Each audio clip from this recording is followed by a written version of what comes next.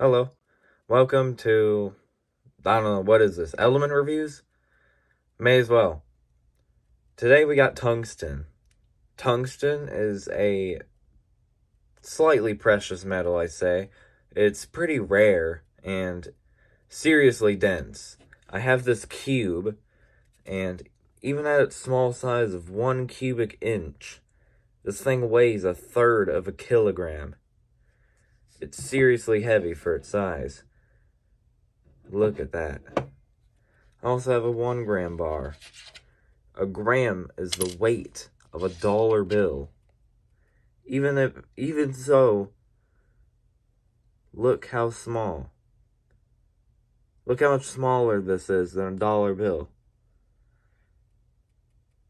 I mean, I literally have a dollar bill to scale with this thing. This one's only like 2 or 3 times thinner. Tungsten is seriously a dense metal. On the back of it, Luciteria Science. I have it upside down, but there you go. Anyways, tungsten is a dense metal on the same row as osmium. Osmium is the densest metal, and it's on the same row as mercury. Mercury, unlike the planet, is the name of a liquid metal at room temperature. It's the only other liquid element at room temperature other than bromine, which is highly corrosive. Tungsten is 19.3 grams per cubic centimeter, and I have little tungsten bits in here. Those bigger ones aren't tungsten, though. There's really thin wires in there that come from light bulbs, because light bulbs, right there, the arches connecting those two protrusions there, those coils are tungsten. They have to withstand 3,000 degrees. So they just made them out of tungsten. Tungsten is also very hard. You do notice, though, that this cube is kind of marred and, kind of right there, look.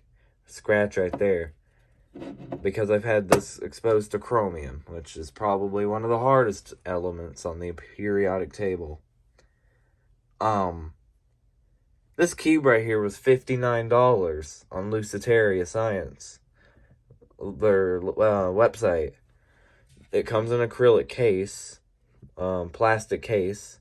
Mine broke because of the weight of this thing. I mean, listen to that. Yeah. Tungsten is used in the welding industry because you have to weld. You have to literally create a plasma between what you're welding and your welding rod. So what do they use for that? Of course, it's tungsten, but not pure tungsten. They actually mix it with carbon to make tungsten carbide, which is what they actually use. Those welding rods can get thousands of degrees.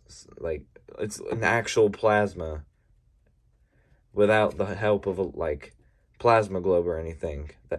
Not anything like I've demonstrated on my channel. Creating plasma with plasma globe. You need actual hot plasma to weld. And well, tungsten was one of the only metals to do so. Tungsten is actually pretty unknown for the use in ear weights for dogs and cats, because some dogs' ears may stick up too much or something, and you have these little drops that have tungsten bits in them. You put it in the dog's ear, and their ear goes down. It actually helps. Tungsten is actually, in this form that I have, pretty brittle. If I were to, bend this, it'd probably snap in half.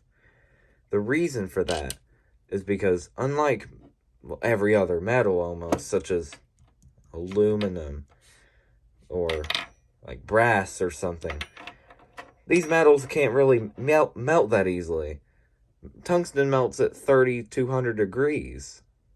So the only way to make a cube like this, or any cube in general, is simply to sinter it, which is to take lots of fine dust of tungsten and to crush it at high temperatures and high pressures. And what that does is it partially melts some of it, so it connects like this. This may look solid to you, but if you were to zoom in on a microscope or something, you would see that there's millions of little air pockets that account for up to 10% of the weight. So this actually weighs less than what it should. That's all I really got on tungsten. Just wanted to do a brief explanation.